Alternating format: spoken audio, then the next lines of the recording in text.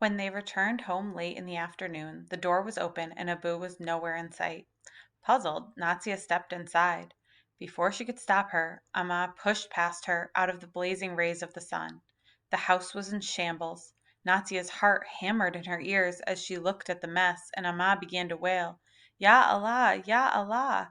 The mattress was overturned and the pillows stripped of their covers. Clothes and sheets were scattered across the floor, and every cupboard in the kitchen was open, the contents strewn across the counter, toppled over, and some on the floor. Amma staggered to the small closet in the corner of the house, and Natsia hurried after her when she realized what Amma was doing. When Natsia reached down to help pull the heavy suitcase out of the closet, she nearly fell backward as it sailed out of the closet, weightless. Amma whimpered as she yanked at the zipper of the oversized bag.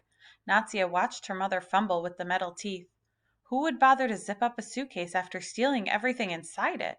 Still, when Amma flung the lid open, the emptiness hit her with unexpected force. Amma collapsed over the empty bag, her body heaving as she sobbed. Natsia laid a hand over her mother's shaking back. All of her dowry was gone.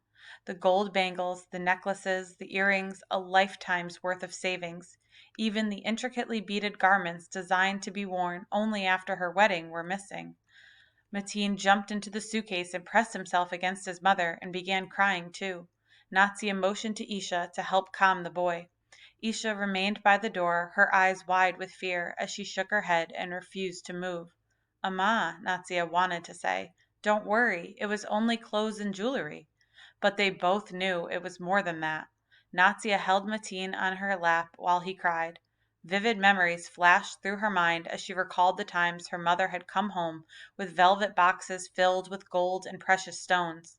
Every year, Amma added a necklace or a pair of earrings to the dowry, small but precious offerings for a daughter's security. Natsia tried to soothe Amma's pain, but it was of no use. Years of hard work were wiped out in a single blow, and she realized that it would take Amma a long time to recover.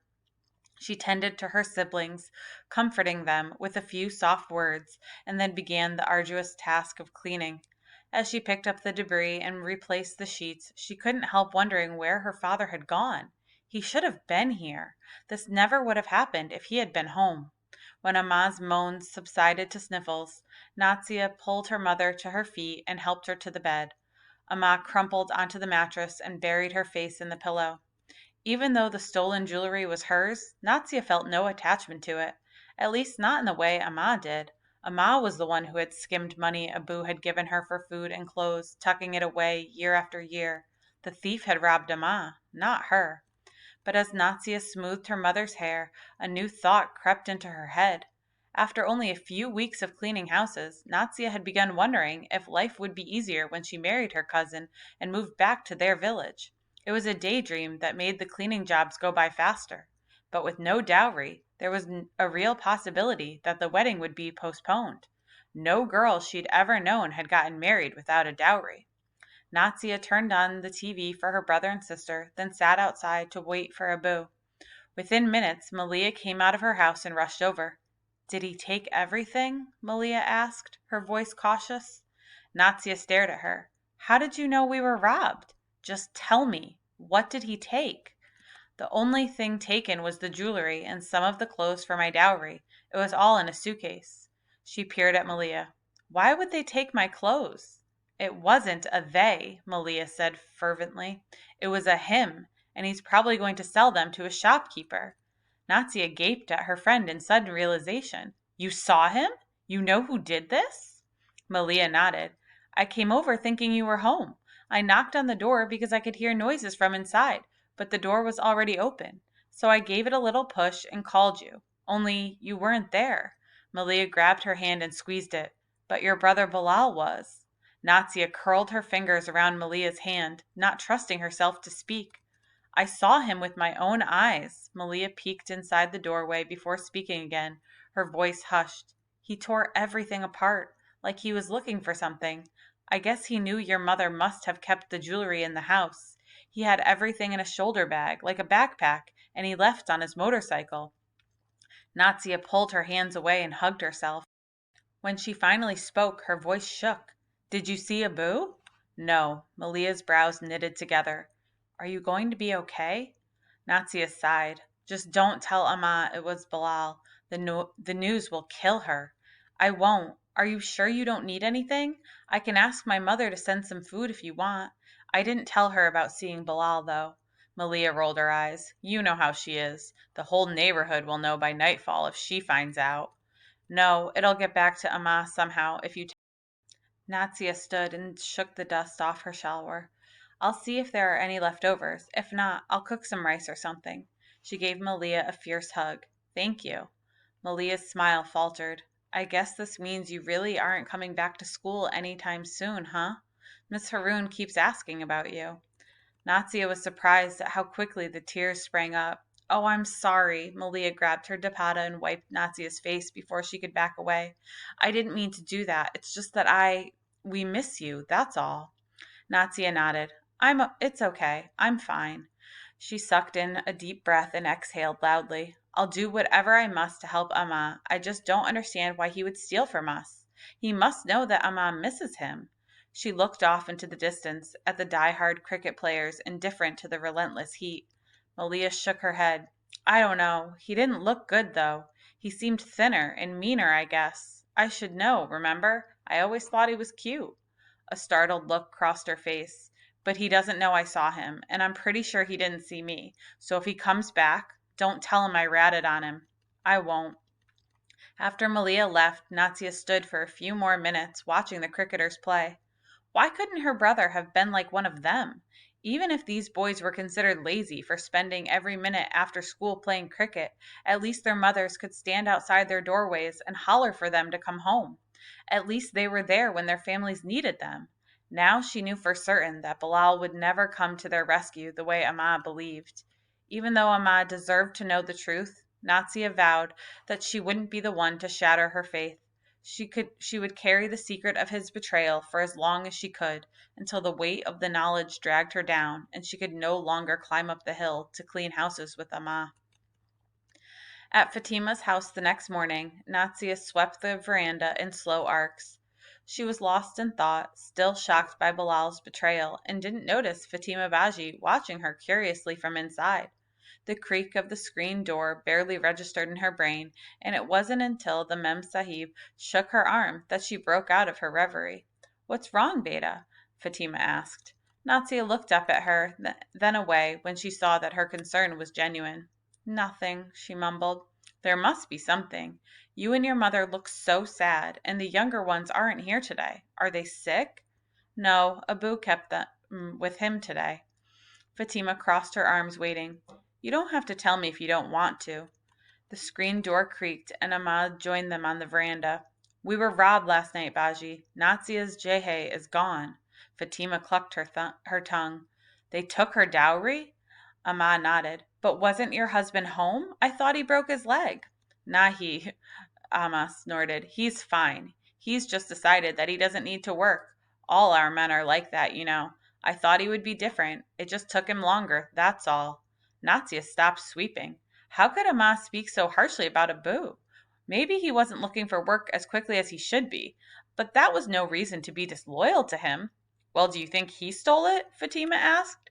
Natsia dropped the broom. Of course not. You don't even know him. Now, Natsia, I thought he might have. Amma sat down on the veranda, wiping sweat off her face with the bottom of her camise. When he came home last night, he seemed just as upset as me, so I can't be sure. I don't know. I'm too tired to speculate. Well, I can't offer you much else but to pay you early, so here it is. Fatima reached inside her camise and pulled out the folded rupees. She started to walk back into the house, then stopped. I have some extra things you can take with you when you leave today. Vegetables with rice, some biscuits for the children. I'll pack it up for you. Amma only nodded. So there it was, Fatima's hidden good side. Natsia knew she should be grateful for Baji's kindness, but she couldn't help feeling shamed by the pity she saw in the woman's eyes, and the betrayal she had just heard from her mother's lips.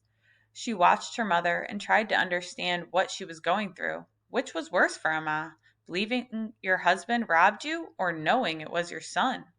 Amma already believed that Abu was faking the seriousness of his injuries and intentionally dragging out his recovery. But did she think so little of him that she would believe so quickly that he was the one who stole her Jehe? Natsia picked up the broom to continue sweeping the veranda, her brow furrowed as she wondered how Amma could believe Abu to be so heartless. He was always there to care for them even when her brother wasn't. She would keep silent about Bilal, but she needed her mother to be more faithful. Natsia stopped sweeping and sat down beside her mother. She pressed her hands to Amma's knees and forced her to look at her. Abu didn't take my Jehe. I know it. Amma sighed. You are practically a woman, and yet you still see everything through the eyes of a child. Natsia shook her mother's knees in frustration. I'm not blind, Amma, but I know he didn't take it. I cannot tell you how I know, but I know it. I worry about your thoughts, Beta. Amma cupped Natsia's face with both hands. They are clouded, willful, and not suited for a girl so close to marriage. I am awake late into the night because I worry for you.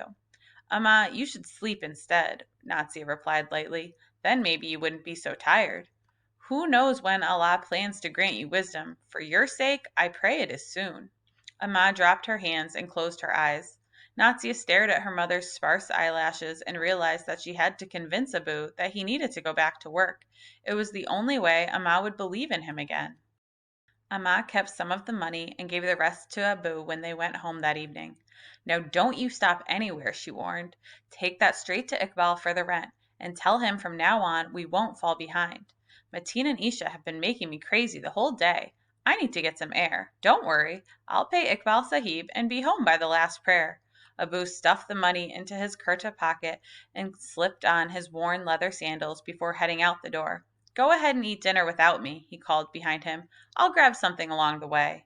Amma moved quickly to the door. You'd better not spend the rent on your fat belly. She turned back and muttered, I should have taken the money to Iqbal myself. Abu had insisted on taking the rent to the landlord, admitting he was well enough to take the bus. Natsia hoped that his admission of health meant that his spirits were improving. Once the rent was paid, it would be one less thing for her parents to worry about. Tomorrow she would nudge him about finding work, maybe even offer to walk with him to Gizri and share a cold glass of yogurt lassi. He'll take care of it, Natsia said. I guess he's trying, isn't he? She wasn't so sure anymore, but there was no point in letting Amma know her doubts. He watched Isha and Mateen all day, and he even told us he was feeling better. He'll find a job soon, Amma. Just be patient. Amma snorted. He's just sitting around to see how much we will do when he does nothing. Well, I don't believe that, Natsia said firmly. Abu has always taken care of us, and there's no reason for him to stop now. She looked into her mother's amber-colored eyes. And just forget about what Baji said. Abu would never steal my dowry or destroy our house. Someone else did it, so just forget about it. Natsia could almost hear her mother tallying up the years that had gone into putting the dowry together. No one in their neighborhood would risk putting such precious valuables in a bank for safekeeping, but then no one would ever have expected their own son to steal from them. Cheer up. She waved the sack of food Fatima had given them. We don't have to cook dinner tonight, but first we'll have a nice cup of tea and biscuits. Amma caressed Natsia's cheek, her tone suddenly somber. You are the light of my life, Beta. You know that, don't you? Natsia smiled. I know, Amma. Whatever I do, it is only to ensure your happiness, your future. Amma, please, I know all that. It pains me to have you clean with me, but I have no choice. You see that, don't you? Amma pulled her daughter close. I see how hard you work. You are my strength, Beta. With the Jehe gone, I need your help for just a little longer. I'll do whatever you want, Amma. You know that. Natsia pressed her face into the crook of Amma's neck, breathing in the scent of jasmine, tangy sweat, and mustard oil. Amma pulled away and looked at Natsia worriedly. Sometimes I wonder. You are the perfect daughter, but your will is strong. Sometimes I think, stronger than mine. Amma, stop worrying. You know I will always do whatever must be done. That's what I love about you, Beta, but that is also what I'm afraid of. Natsia wiped away the tear that slipped from the corner of Amma's eye. She knew that her mother was just upset about the lost dowry, but why did she get the strange feeling that there was something else, that Amma was trying to warn her about something? She shook off the feeling and gave her mother a hug. There was money for rent and they had food for the night. For once, let there be joy, she thought. Go sit down, Amma, and stop your worrying. I'll make the tea. Natsia prepared the tea while her mother went outside. where a neighbor hovered near their doorway, eager to chat.